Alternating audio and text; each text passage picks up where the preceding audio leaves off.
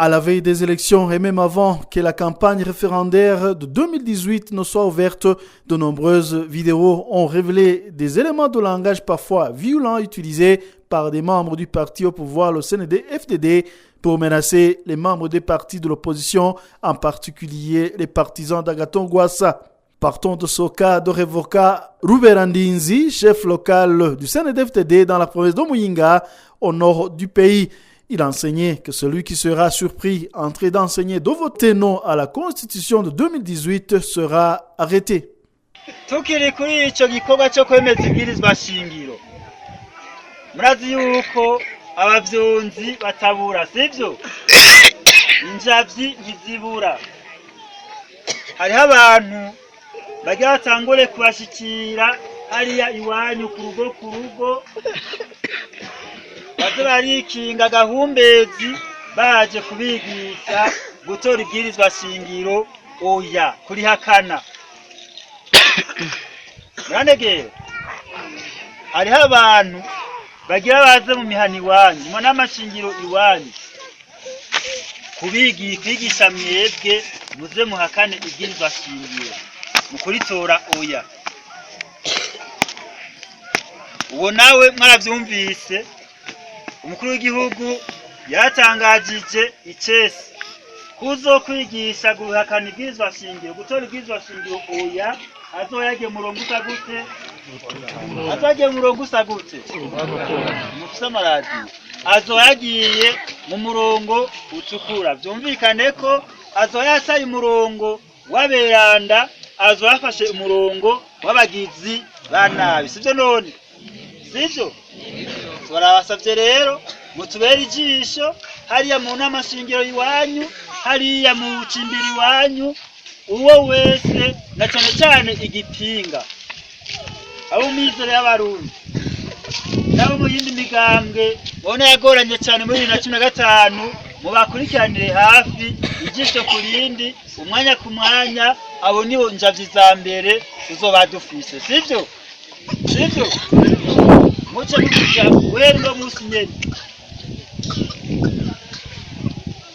uzofatwa ariko arigisha guhakana ibwirizwa shingiro muce mumuduha twebwe.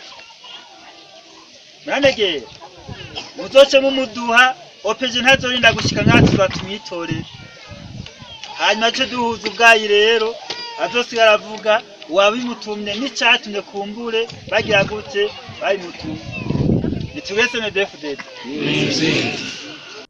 Pire, Melchiade Nzopfabarushe, ancien chef de cabinet adjoint du président Nkurunziza et ancien vice-président de la Ligue des jeunes du CNDD-FDD, lors d'un meeting dans la province de Bujumbura, avait alors menacé de nourrir les poissons du lac Tanganyika avec le corps des opposants qui voteraient non au référendum de mai 2018.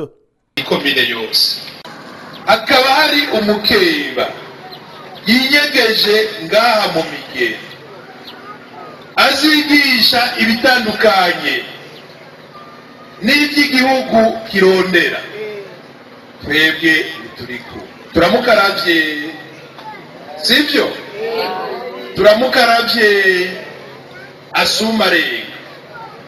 Ni naco gituma inamashingiro uko zipanze kandi kuva ku ndwiza tuzotangura gupanga iminyanyuro atanumwe azobaza. Inamashingiro izinyerezwamwo umukeba inamashingiro tuzosanga havuyemo umukeba. Uyo mukeba twaravuze ko n'ubwato twabukoresheje tuzoshira muri Karonge bumanurire mwitanganyika bace bigira iyo bashaka. Abashaka kugira mu bwato tuzobuba nakare amafi yari yabuze hano iwacu muri aya mazi yacu aragafi tukironka tuzobashiramo bigire muri Kongo n'amahoro. Uko ubutumwa kandi babushimangi ni igihugu cyose ni komine yose kandi uhagarariwe n'ingwe arakora. Aha umugambwe CNDD-FDD n'umugambwe upanze mwarabonye ingene byagenze. Ubutumwa bwa gatatu ku izina ry'imvukira zaha mu Migera, benshi bafatiriwe, abandi mwabonye ko bagiye baritaba imanza nyinshi z'abanyamutumba, murabizi ziri ngaha mu Ruziba, kuwabe mu Kanyosha. Nagomba tubipfurije kwitegurira neza amatora y'ibwirizwa shingiro. Mutambuke mushitsa, mutambuke neza, ntihagire umuntu n'umwe azobadogora. Aho muzobona umugumyabanga ariko araturatuzwa n'umukeba, muce muduhinga gusa, tuzomwirukako n'ibirenge bishuwe. Serejene nawukorako abakeba bavyumve.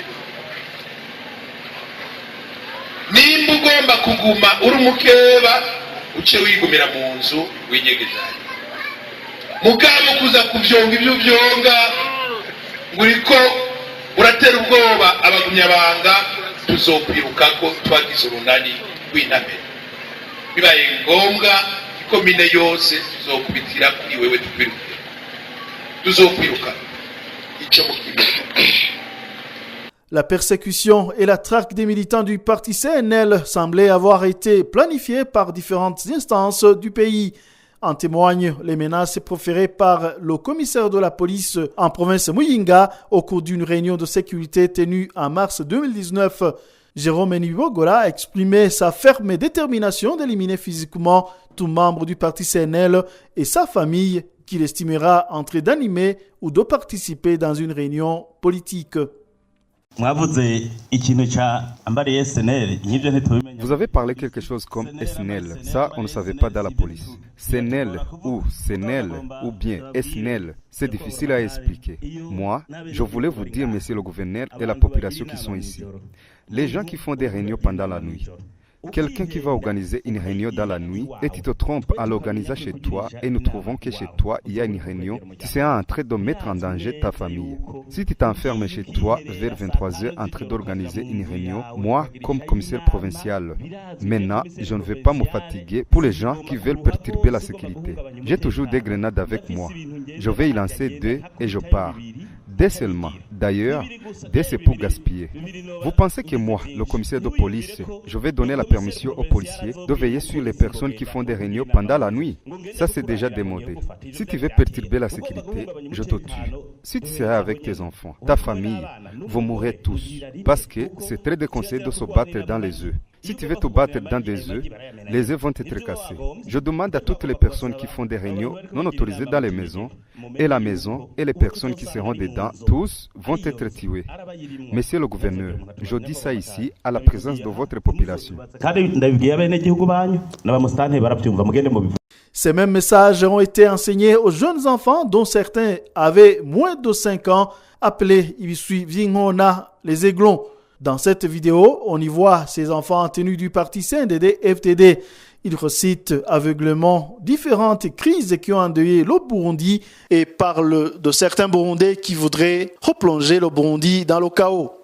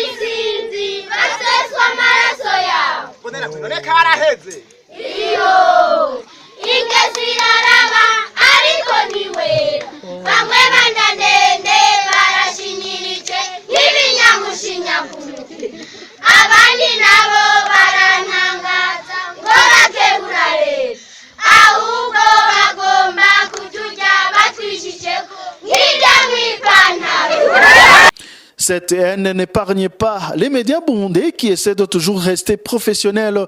Le député dans la province de Changuzo, Anglebert Ngendabanga, a récemment menacé d'éliminer physiquement en écrasant la tête, selon ces paroles des journalistes du groupe de presse Iwachu.